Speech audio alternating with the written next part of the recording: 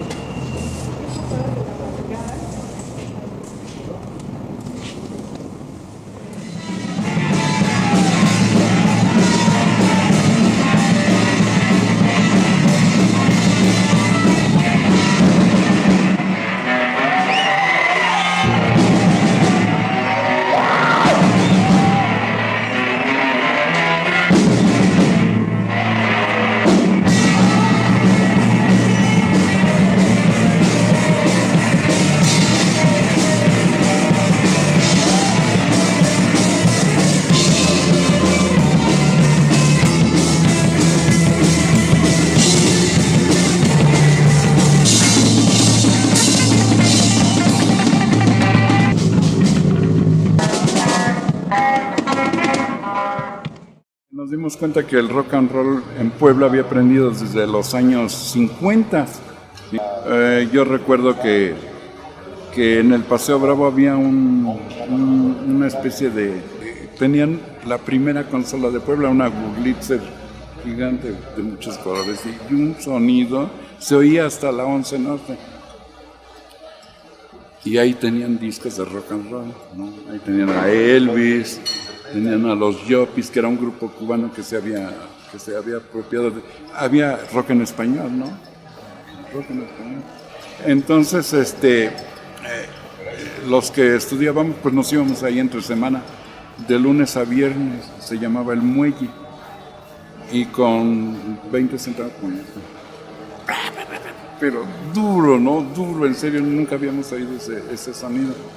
Entonces ahí es donde empieza a aprender el rock and roll y empezamos mucha gente a decir, pues qué otra cosa, ¿no? Vamos a hacer un grupo.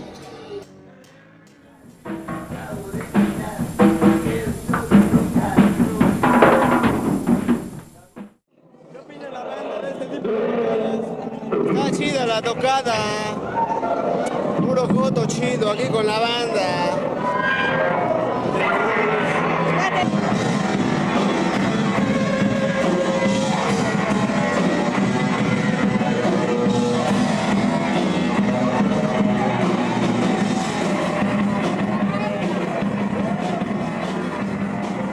Culturas Populares hicimos un diagnóstico hacia finales de los años 80 que nos arrojó un gran vacío en términos de políticas públicas de atención hacia los jóvenes, particularmente a los jóvenes marginados de la ciudad de Puebla.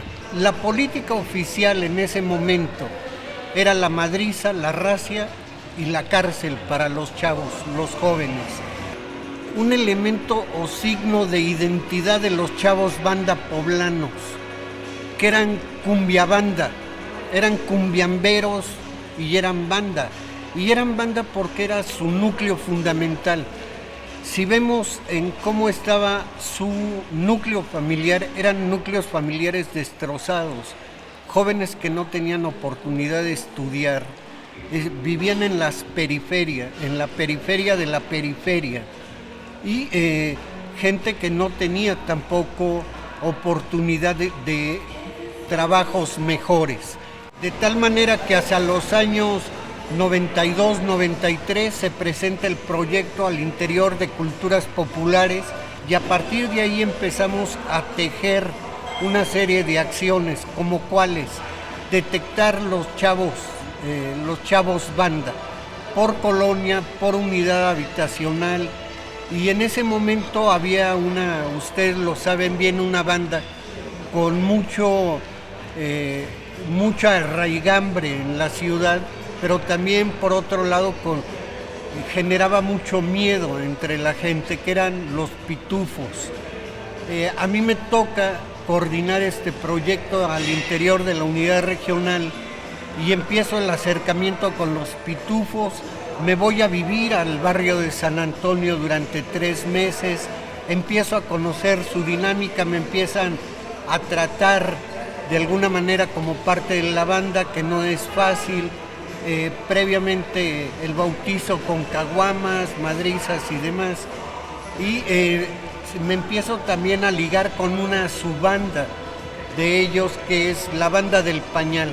En esta lógica y yendo con ellos a toquines empiezo a conocer a otras bandas y se empieza a consolidar este proyecto. Este proyecto lo empezamos a trabajar y cómo era la estrategia para llegar a ellos. Hacer el primer encuentro de chavos banda en la ciudad de Puebla.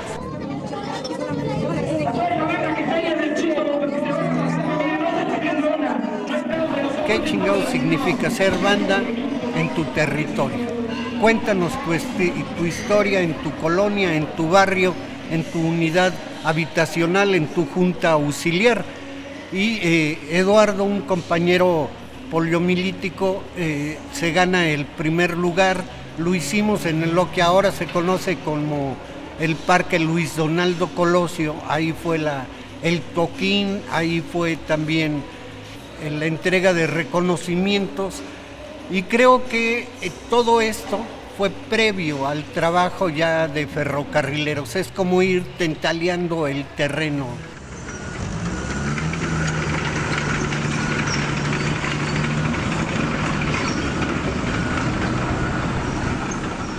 El Frente Rockero nace a través de un concurso que convocó Culturas Populares, INEA y la UAP. Entonces en esos tiempos no tenía mucho tiempo que estaba acá Fernando Villafuerte, entonces a mí me lo presentaron y empezamos a trabajar con algunas bandas de aquí de Puebla, por ejemplo con Los Pañales, con los del San Miguelito, con los de acá de Pueblo Nuevo, de La Libertad. Fue un cuento que se llama El Ángel Urbano, que hablaba de nuestros viajes, de ahí que andábamos ahí pisteando. Me imaginaba yo que se bajaba un ángel y que nos íbamos a cotorrear. Es un viaje imaginario, o sea que voy yo solo, pero voy siento que me anda siguiendo un ángel que se bajó de la catedral. Y llegamos aquí a donde está el Cristo Rey. La estatua ahí es donde acaba, porque él como ya también anda pisteada y ve a su patrón, vámonos, se regresa a la catedral. A través del cuento surgen algunos personajes que metí ahí, como el Goyo, como los punks también, vienen ahí los punks, vienen los urbanos, los rupestres.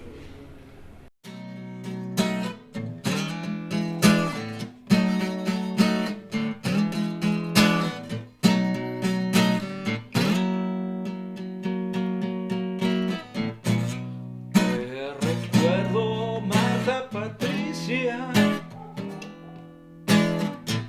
sentada en el andén. Recuerdo Marta Patricia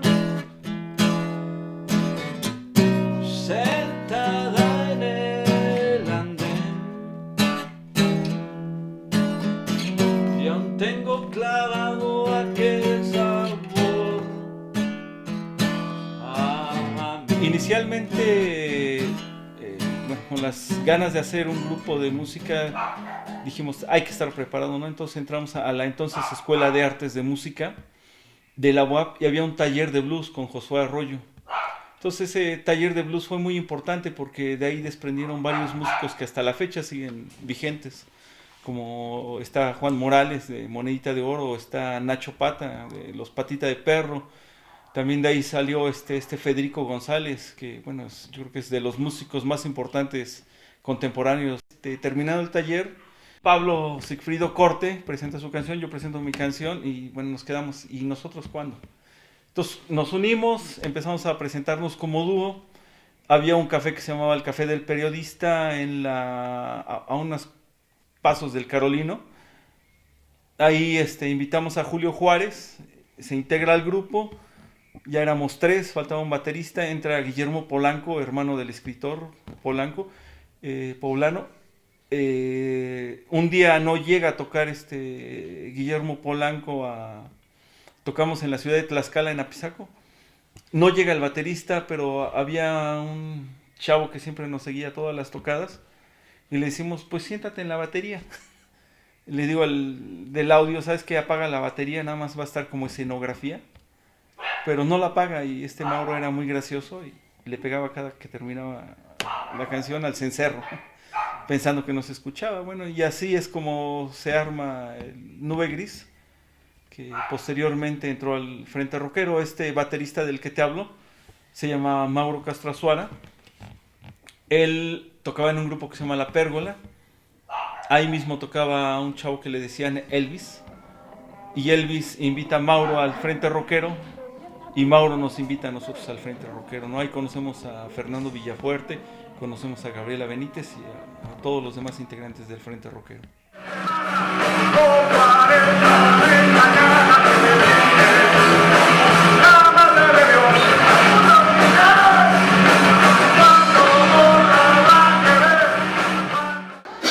Yo estaba leyendo un libro de Gary Jennings, el libro azteca, en donde toca ese tema que todos ellos, ecos insensatos, como habladurías, chismes, para eso. Entonces se me hizo interesante, lo propuse a la banda y les gustó mucho. El género del grupo no era propiamente metal, fusionábamos ritmos. Tenía mucha influencia, sobre todo al principio tenía mucha influencia de metal. Lo que sí queríamos era diferenciarnos muy bien de los grupos que estaban saliendo por todas partes de grunge, y que era Nirvana, Pearl Jam, todo esto, y todos querían sonar igual. Entonces de alguna manera Ecos Insensatos era un intento de hacer lo que sabíamos, de combinar el metal, al principio a lo mejor un poquito torpe con el alternativo, con funk, con otras influencias ya diferentes, otros artistas. Pero en ese momento sí era que la patrulla te veía y por traer el pelo largo pues te agarraban. Porque no era moda, era de estar de necio, que te estuvieran fregando en tu casa, en la escuela, en la calle, andar con la greña larga o el pantalón roto. Sí, era ser el outsider, ¿no? El marginal. Tenías que aguantar vara, no solamente los metaleros, los punks o cualquier expresión suburbana, porque no era aceptado, no era bien visto. Y pues ahora ya es normal, es casi modas. De hecho ahora los raros somos nosotros.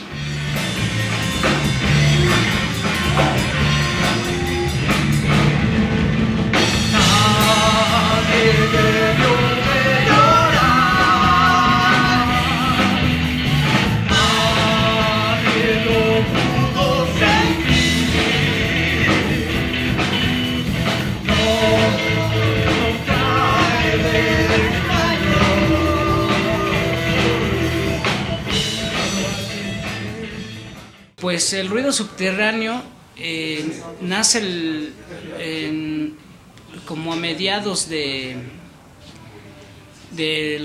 92, y nuestra primera presentación fue el 23 de agosto del 92 en San Andrés Cholula.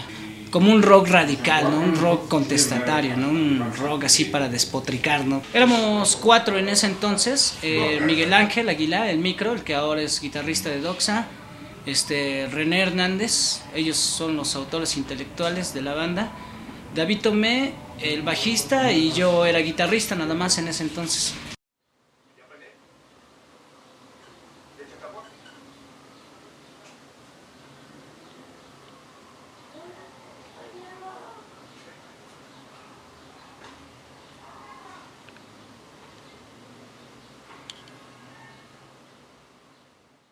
Sí, mira, Doxa se inicia en el 95, y la verdad empezamos a tocar punk porque pues yo vengo de un grupo que tocaba punk, entonces era algo que podíamos hacer un poquito sencillo por las pisadas, ¿no? Por los tonos. Empezamos a tocar punk, después empezamos a tocar thrash, después una vez vimos a un grupo que se llama Incantation, bien que me acuerdo, ahí en la hacienda de San Carlos, y ellos ya traían el death y algo nuevo, el death metal. Entonces nos gustó porque pues su variación de notas en la guitarra era muy diferente, era más agresivo. Nosotros juntaban muchos en la prepa Benito Juárez, incluso armaban bailes ahí en la prepa y siempre poníamos discos, ¿no? Ya que casi no había bandas aquí en la ciudad de Puebla. Llevábamos varios discos de diferentes bandas punk y nos hacían el favor de ponerlas y hacíamos el slam y todo. Y nos encontrábamos ocasionalmente en algunas tocadas y ahí fue donde más o menos empezamos nosotros a ver las ideas que cada quien tenía, lo que uno pensaba y empezamos a hacer algo. La historia del rock urbano en Puebla, mucho comienza aquí porque en el primer aniversario del fallecimiento de John Lennon se reunieron en esta plaza muchos grupos y presentaban su material y fue un homenaje. Y se llevaron 2-3 años consecutivos y aquí empezaron los grupos a tocar, a presentar su material. Y aquí empezó el movimiento rockero urbano de los 80.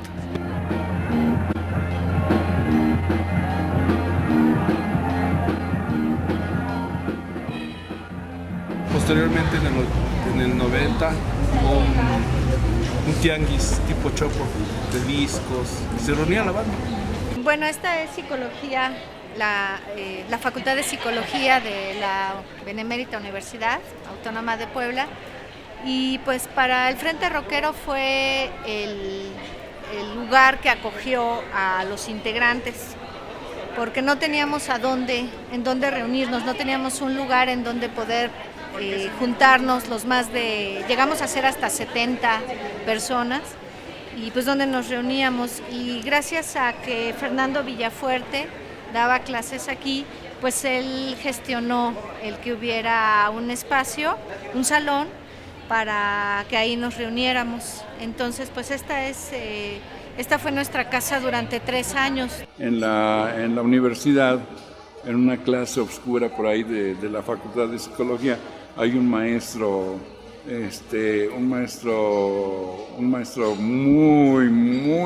muy extraño, ¿no? Tiene el pelo largo, obliga a sus alumnos a estudiar, los manda a preguntar qué pasó. Y ellos son los que encuentran que en el gusto, aún en los 90s, encuentran que el gusto de los jóvenes es el rock and roll. Y se van más para allá y encuentran que había rock and roll desde los 50. Entonces, bueno, si hay rock and roll en Puebla que viene desde el principio, ¿por qué no invitamos a los viejitos? Ya me invitan a mí. Y se forman grupos piloto, que es 2 músicos o 3 músicos experimentados y uno del frente. Entonces Fernando me dice, oye, pues ¿por qué no tocamos por qué no ensayamos en tu casa?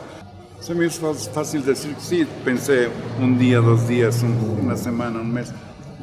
Se prolongó como 10 años, como 9 años. Los 80, que yo conozco a Fernando.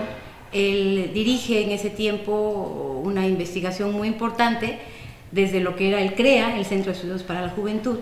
Él dirige un estudio sobre las bandas juveniles, de manera particular sobre los panchitos, que en ese tiempo causan harto revuelo, ¿no? Porque son jóvenes, adolescentes, muchos casi niños, que llegan a hacer atrocidades, digamos, ¿no? Y que son digamos, el escándalo social, porque la violencia viene desde edades muy tempranas, ¿no?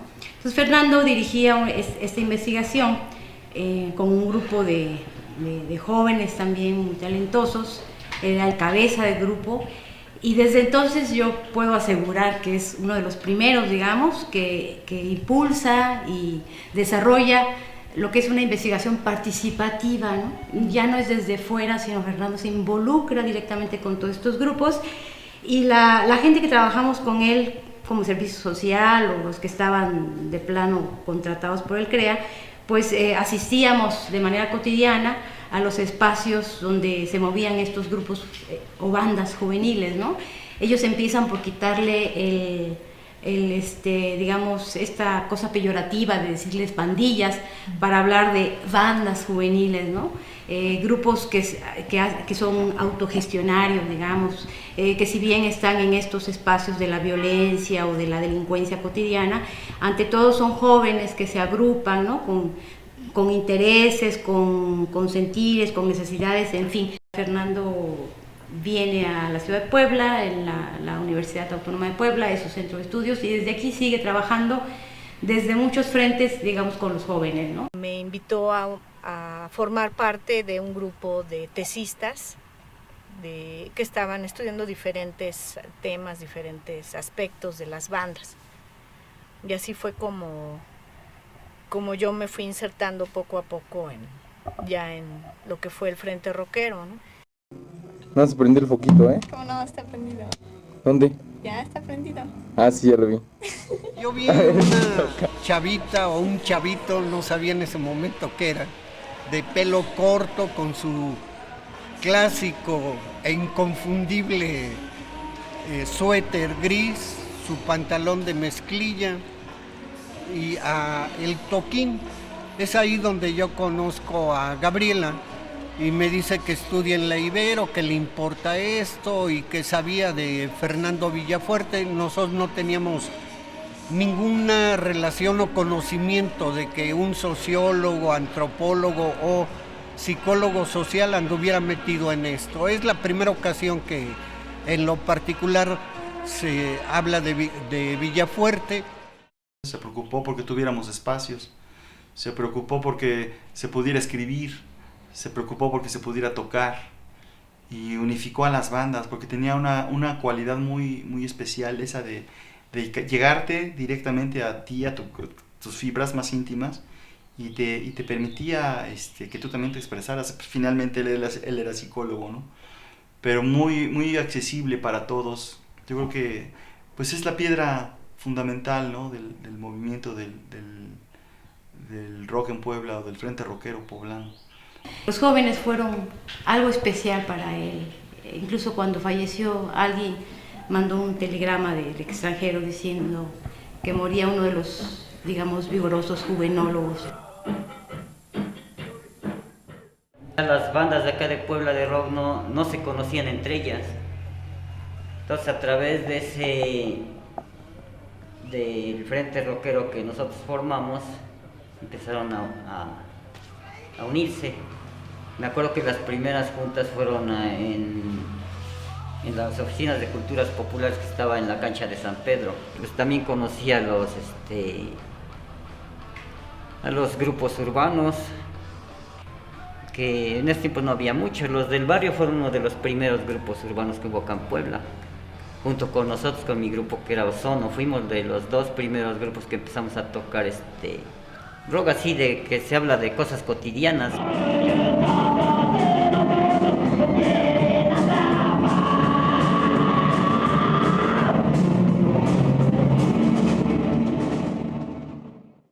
La catarsis de todo eso pues fue, hay que hacer algo juntos, que involucre no nada más que toquen juntos sí, ir por el pomo y todo eso, ¿no? Que me acuerdo que era la parte cultural, ¿no? También esa vez hubo exposición de fotos y fanzines y cosas así, ¿no? Bueno, esto representa a un prisionero, el cual es prisionero de su conciencia, ya que él en su ser sangra los recuerdos que nunca pudo haber hecho realidad en su vida. Sí. Este dibujo me inspiré en una visión de futuro. Me gustó mucho por la necesidad de futuro. Y además es lo que la tecnología puede hacer algún día, crear un androide, mitad máquina y mitad humano. Y esta pintura es sobre un soldado. El título es Poder es Destrucción. Esto es en contra de la carrera armamentista, ya que la vida de un soldado no es más que como carne de cañón, ya que siempre va al campo de batalla a pelear por lo que él no sabe.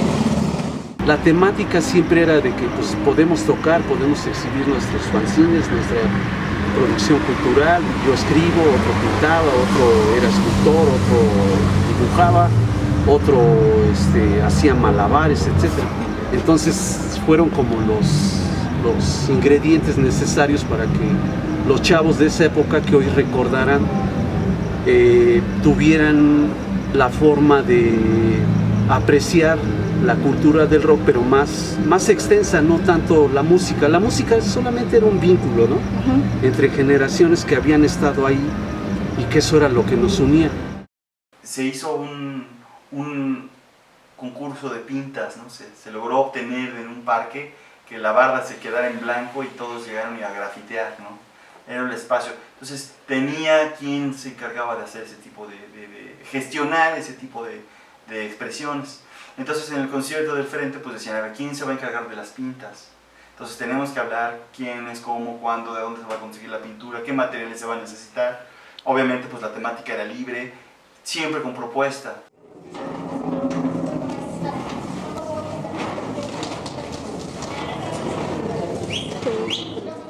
El segundo encuentro fue cuando realmente ya se hacía llamar como Frente Rockero. Se hizo una exposición de diferentes artesanías de los mismos chavos que hacían trabajos. Hubo unas conferencias sobre lo que era la música en general, sobre todo lo que conlleva lo que es el rock, ¿no? Y ahí fue donde se empezó a trabajar y como clausura pues ya fue el evento de la música, ¿no? Yo creo que de alguna manera pues tuvo éxito porque ese día llegó gran cantidad de gente que participó mucho en las mesas redondas. Yo me acuerdo que incluso en la conferencia estaba una madre de uno de los chavos, de lo cual nos hace ver que esto era algo bueno, ¿no? Algo positivo.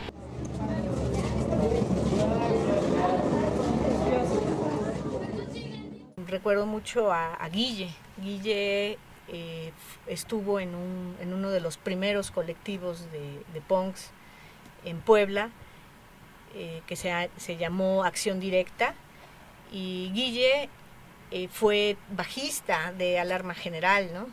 Y entonces era raro ver a chavas en bandas de rock, ¿no? Pero pues ella iba rapada, ¿no? Y sus pelos parados y tocando el bajo con otros 3 vatos, ¿no? Todos ahí pesados. Había otras chavas como Janet, que era pues, también estudiante de prepa, pero le gustaba escribir y entonces ella hacía poemas. La conocíamos por la Pecas, ¿no? Que era pareja muy amiga del Gogo. Qué valor, ¿no? Para vestirse así, peinarse así. Si para los hombres es difícil, para las mujeres ha de ser todavía más difícil, ¿no? Han de ser más criticadas, más analizadas, más, pues eso, ¿no? Más repudiadas en la sociedad, y más en los 90 en Puebla, ¿no? Que es pues, una sociedad conservadora. Teníamos las ideas así como que afines, y sí había ese lazo de compartir, ¿no?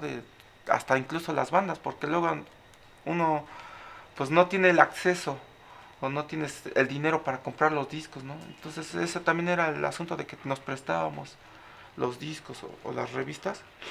Estaba chido. Yo estaba dentro de un colectivo con El Lobo y el Ataúd, y de ahí se desprende el entrar y apoyar un poquito al Frente Rockero. Sí, mira, hablar del Frente Rockero es recordar muchas cosas, ¿verdad? Ozono, Los del Barrio, Nube Gris, Rasgo Psicótico, La Pérgola, me acuerdo, Ecos Insensatos, Doxa dentro de ellos, El Ruido Subterráneo, y el primer grupo de punk que fue Alarma General del Lobo. Fue el primer grupo de punk aquí en Puebla.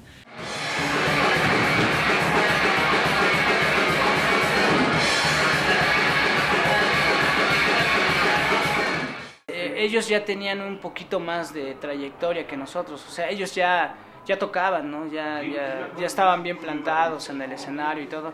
Y de hecho, pues nosotros éramos, por así decirlo, sus fans, ¿no? Íbamos a las tocadas y los veíamos, ¿no? Y queríamos pues estar en el mismo lugar que ellos, ¿no? Tocando y todo. Tocábamos en unos lugares que les decían los chiqueros. En Chonaca hicieron varios. Y era chido porque eran vecindades, o sea, la locación era una vecindad así de plano, así, de tendederos y ropa. En algún momento, pues, lo que se dio es con lo que dice Blacky, o sea, la gente empezó a buscar a los grupos, a hacerse, si quieres, pequeños núcleos de fans de Los Ecos, de La Última Milla, de Los del Barrio, o sea, cada quien iba como buscando su núcleo, ¿no? Su banda favorita, y realmente, o sea, si metías en el umbral metías 20 o 30 personas, eran 20 o 30 personas que te iban a ver a ti y no iban a escuchar covers. Estamos ante la Catedral del Rock acá en Puebla, el famoso CONALEP. Sin duda alguna, dentro de Puebla existen diferentes lugares donde se han llevado a cabo diferentes conciertos, pero si podemos hablar de un lugar en específico que realmente fue símbolo de escena rockera aquí poblana fue sin duda este lugar. El rock con el Frente Rockero salió del underground. Nosotros tocábamos en hoyos funkis, ¿no? Donde se juntaba toda la escoria y veías a los chavitos ahí con sus muñequitas y veías con sus chemos. Algo que yo creo que hizo tronar al Frente Rockero fue el hecho de que subsistía sin recursos, ¿no?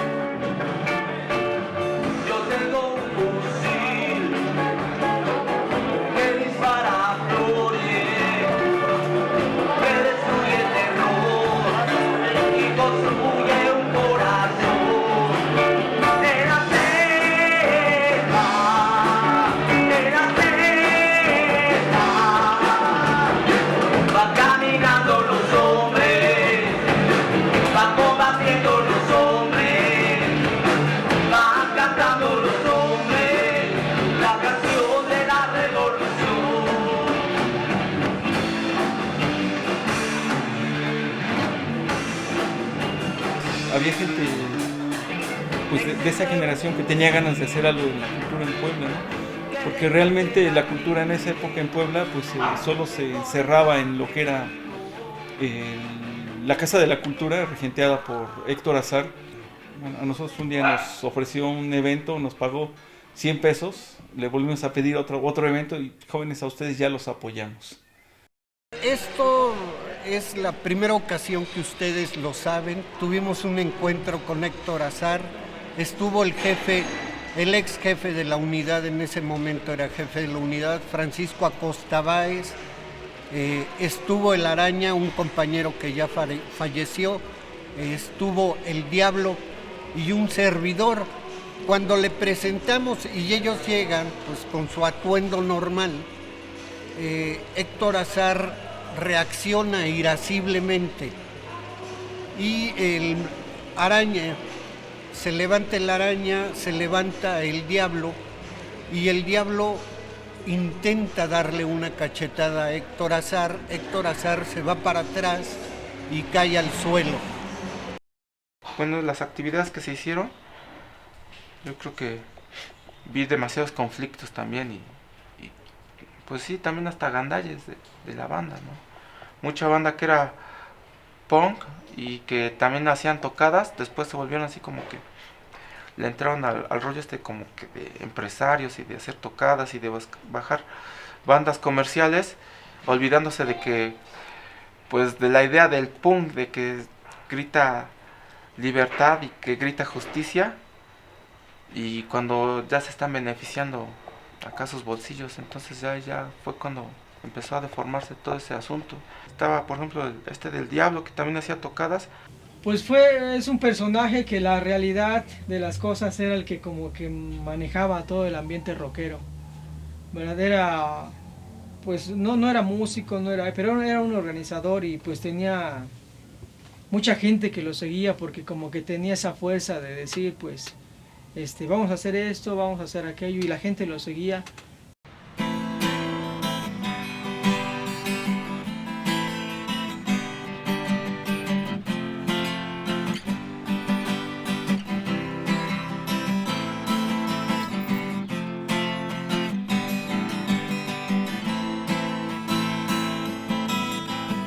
Él era un ser renegado por toda la gente de aquel arrabal, porque fumaba su hierba, inhalaba cemento y se ponía hasta atrás.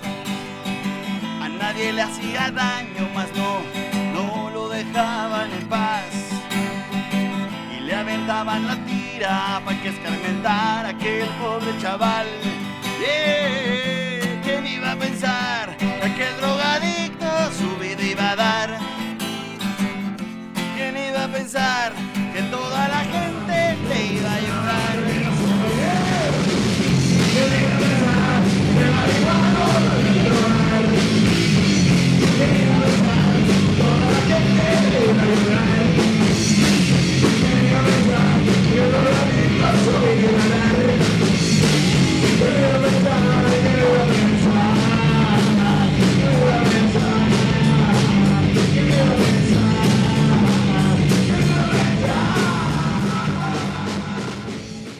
Con la Ruta 100 pues volvimos a agarrar vuelo, ¿no? volvimos a intentar porque ya, al menos yo ya tenía un poquito más de experiencia en cuanto a los espacios, los lugares y las personas, ¿no? Entonces en esa ocasión nos invitaron a formar parte de un elenco que iba a estrenar este espacio como evento de rock, y justamente los organizadores también iban a estrenarse como organizadores de rock, de tocadas de rock. Entonces vinieron Liran Roll, vino la banda Bostik, vino Charlie Montana, vino también estos cuates de Heavy Nopal, y de Puebla estaba un grupo que se llama La Calle 8 y mis camaradas de La Nube Gris, que también participaron ese día, y nosotros como Ruta 100. Nos fue muy bien. Yo no supe cómo estuvo bien la situación, porque nosotros estábamos muy contentos. Habíamos prendido a la banda, habíamos prendido al público, habíamos tenido mucha aceptación del público, la gente cantó y bailó nuestras canciones.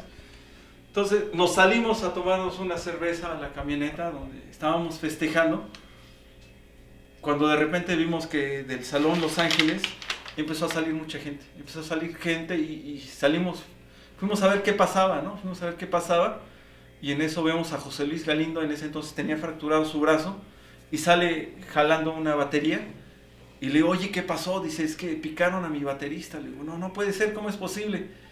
Había ciertos grupos ya preestablecidos que se dedicaban a hacer las tocadas oficiales. Ellos traían a sus grupos y ponían su precio, etc.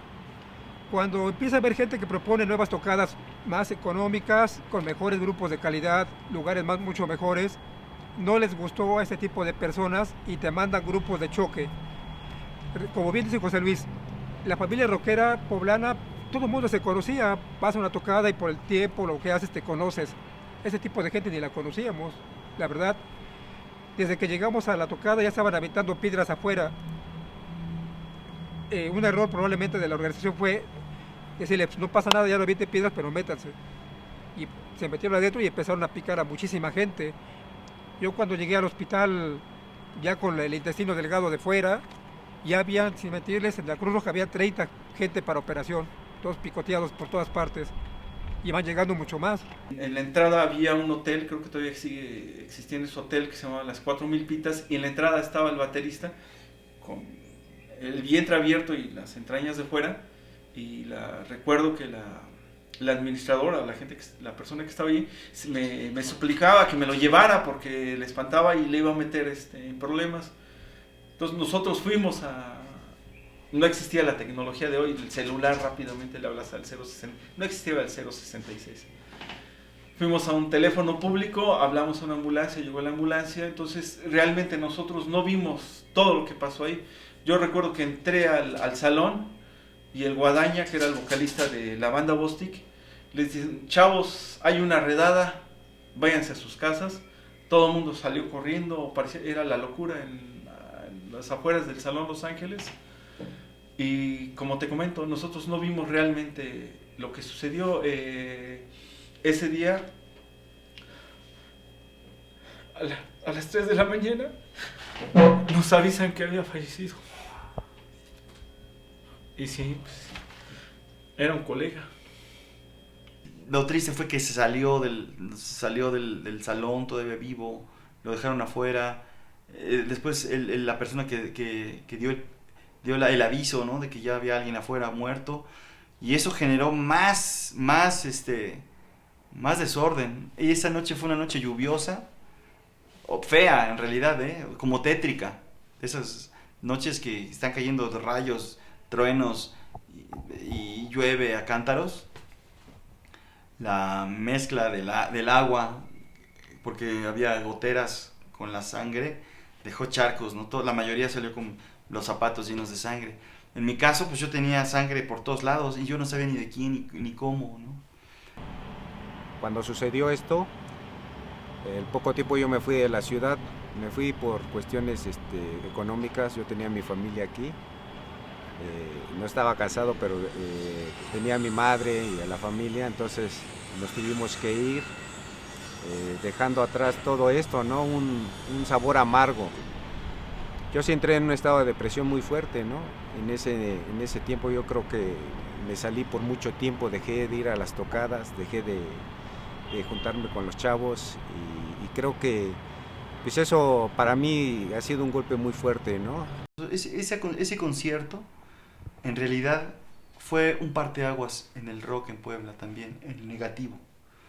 Porque a partir de ahí se soltaron, creo en otro concierto, me parece que atrás de la Fayuca, en esos tiempos había un espacio que se llamaba Jorge Murat, el Salón, y parece que también ahí hubo otro brote similar, en donde a un amigo también muy querido y conocido, el famoso Luzbel, también lo apuñalaron y también él se salvó de milagro, pero sí hubo un tiempo en donde la violencia se incrementó y eso pues en realidad fue enfriando todo este tipo de propuestas, ¿no? Porque entonces ya la propuesta cultural, la propuesta con sentido se fue enfriando y solamente se quedaba en batallas.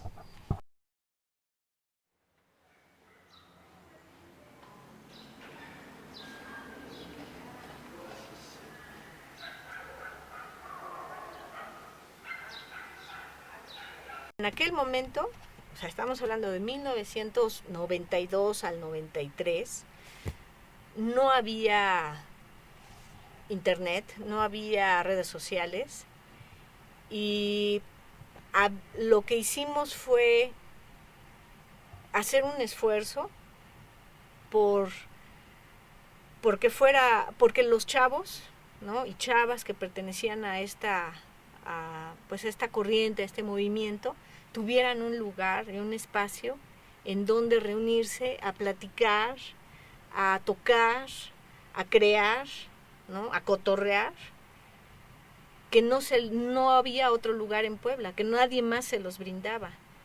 Entonces, de entrada, para mí sí fue importante eso, porque si no íbamos a seguir estando todos desbalagados y ellos más, ¿no? Quizá a nivel individual alguien le cayó el chip o le cayó el 20 de que la vida no nada más era pues estar solo y deambulando por las calles y no tener muchas esperanzas, ¿no? Y el Frente sí brindó esperanzas, sí hicimos algo. Me acuerdo que hubo una tocada en Papalotla y yo tenía coche, por ejemplo, ¿no? Entonces esa también fue mi función dentro del Frente. Yo era chofer, ¿no? Entonces había tocadas y tenía un bocho y ahí metíamos todo el equipo y todo estaba muy bien y de repente vemos al Pelón, que en paz descanse, llegar corriendo, ¿no? Y gritando, córranle, córranle, porque ahí vienen detrás de nosotros, ¿no? Entonces pues yo así veo para atrás y venían como 20 chavos de Papalotla con cinturones afuera, ¿no? Que eso es lo que se usaba, piedras y botellas en la mano. Nos fuimos ya corriendo, sí, entre piedras y todo, llegamos al Volkswagen, ¿no? A mi bocho, lo abrimos, todavía me acuerdo que todos se metieron así como pudieron, se treparon a la defensa, se metieron por la ventana, ¿no? Y yo salí manejando rapidísimo y atrás los chavos nos aventaron piedras. Estoy sentado en la barra de un bar, con tu foto en mis manos y una botella a mi lado. Hicimos la tocada, el primer encuentro, fuimos a solicitar el permiso a las oficinas de ese salón y los grupos se fueron pasando y de repente, de la nada, aparece en el escenario el grupo Cual, ¿no? Que era el grupo que tocaba con Rodrigo. Estuvieron tocando, ¿no? Y todos nos preguntamos de dónde llegaron, o quiénes son, o qué, cómo estuvo la onda, ¿no? Se echaron la de no tengo tiempo de cambiar mi vida de Rodrigo y eso fue un colapso para la tocada, ¿no? Porque todos empezamos a bailar, se llenó ese lugar, ¿sí? O sea, esas tocadas podemos decir con mucho orgullo que se llenaron, ¿no? De todas las personas que creyeron en el proyecto y que se fueron sumando y que fueron difundiendo.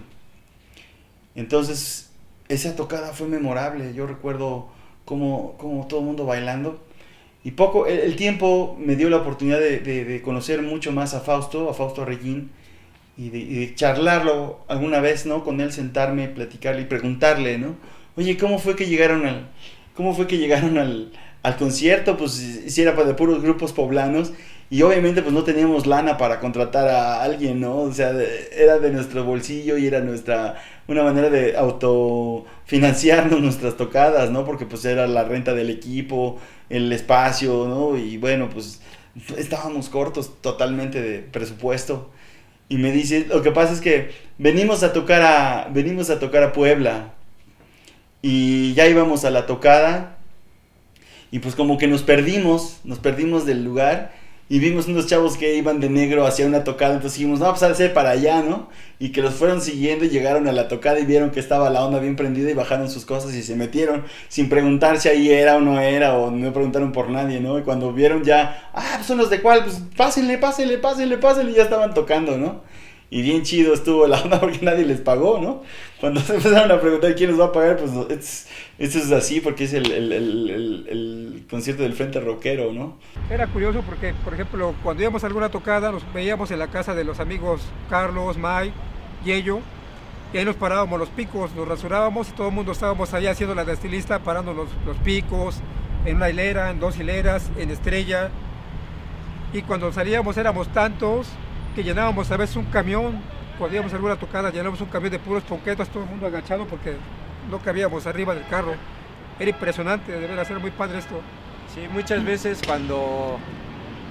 incluso cuando se hizo el segundo encuentro, nosotros llegamos y no teníamos un lugar donde pararnos los pelos, ¿no? Y adelante del ferrocarril, más bien hacia lo que es el Paseo Bravo, había una peluquería. Y le pedimos chance al señor que si nos dejaba pararnos los pelos. Dice, bueno, pues órale, ¿qué necesitan? Pues nada más que nos dejes calentar la grenetina. Y empezamos el lobo de un lado, yo del otro, y empezamos a pararle los pelos a todos los chavos. Y al rato ya toda la parte de afuera de la peluquería estaba llena de gente. Muchas veces se nos juntaba mucha gente a preguntarnos realmente por qué lo hacíamos. Y les dábamos una explicación de eso, ¿no? Estamos en contra de un sistema que nos oprime, ¿no? Y que nos está corrompiendo. Entonces buscábamos la manera de hacer algo diferente. Había otro punqueta también muy característico de esta ciudad que se le decían de la Araña. Estábamos tocando y tocábamos muy feo y él gritaba, ya culero, ya va, que se toca re bien feo. Y nunca se nos va a olvidar. Volvimos a tocar acá y él estaba por acá y dice, ay, qué bueno, que ya tocan mejor, culero, síganle tocando y quién sabe qué.